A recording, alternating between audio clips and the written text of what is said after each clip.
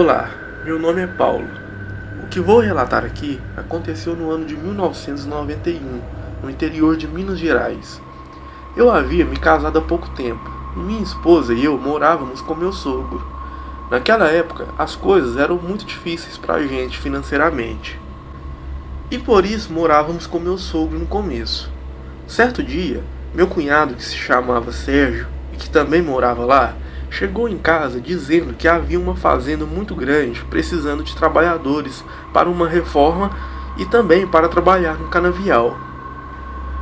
O nosso interesse era trabalhar na reforma. Então, no outro dia, meu cunhado e eu fomos até a tal fazenda para ver se arrumávamos duas vagas. A fazenda era longe e andamos cerca de 1 hora e meia de estrada de terra.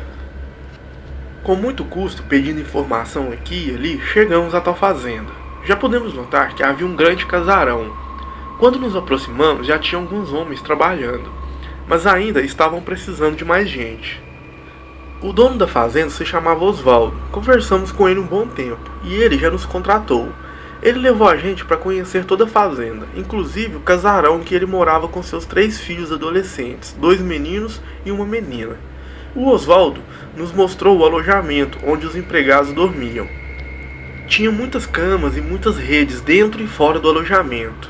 No mesmo dia, eu e o Lucas voltamos para casa para pegarmos nossas roupas, pois no outro dia já iríamos começar a trabalhar. Então, pegamos tudo bem depressa e voltamos para a fazenda. Isso já devia ser por volta das 5h30 da tarde. Pouco tempo depois, jantamos junto com os outros trabalhadores, fazendo amizade com eles lá, e fomos dormir, pois iríamos começar a trabalhar bem cedo. Naquela mesma noite, escutamos um barulho bem forte vindo de fora do alojamento. Todos nós acordamos ali em nossas camas e redes, mas após alguns segundos não se ouvia mais nada, então voltamos a dormir tranquilamente. Passado algum tempo, com todos já pegando no sono, começou a vir lá de fora um barulho forte de pegadas firmes. Eu e alguns ali do alojamento acordamos com aquele barulho lá fora, e até mesmo os cachorros que ficavam ao redor do casarão vieram correndo lá para o alojamento, latindo sem parar. Os cachorros parecem ter assustado o que quer que seja que estava ali, e parece que a coisa foi embora, e finalmente conseguimos dormir. A semana foi de muito trabalho e passou bem rápido. Quando chegou na sexta-feira, no final da tarde, o Sérgio e eu fomos nos aprontar para passar o final de semana em casa. Passamos o final de semana com a nossa família e domingo à noite voltamos para a fazenda. Quando chegamos, estava um falatório danado no alojamento. Perguntamos o que tinha acontecido e um dos homens disse que um trabalhador da fazenda, que não saía de lá nos finais de semana, foi até um bar que ficava perto da fazenda. E quando voltou, à noite bêbado, ele viu um vulto negro no meio da estrada e parecia estar devorando o animal. A maioria estava rindo dele ali, pois acharam que ele estava muito bêbado e estava vendo coisas. Fomos dormir e deixamos essa história pra lá. Eu confesso que fiquei bastante assustado, pois lembrei da noite que escutamos alguma coisa lá fora e os cachorros latindo, e pensei que aquela noite pudesse ser a tal coisa, e que possivelmente então aquele animal estaria rondando a fazenda. Passaram-se cerca de uns 5 dias e tudo estava normal na fazenda. Era uma noite de quarta-feira, por volta de 1 hora da manhã. Todos nós estávamos no alojamento dormindo. Nessa noite eu estava dormindo em uma rede e do nada acordei com o coração disparado. Estava um completo silêncio, mas eu podia ouvir aquelas pegadas firmes lá fora novamente que tinha ouvido na semana passada. Eu continuei lá na rede, quieto, apenas escutando e vendo o que mais iria acontecer. Eu estranhei, dessa vez os cachorros não vieram latindo, e por isso ninguém acordou. Parece que era só eu que estava ali acordado, escutando aquelas pegadas lá fora. Eu ficava paradinho, olhando para o teto e para os lados, mas ninguém parecia estar acordado, somente eu.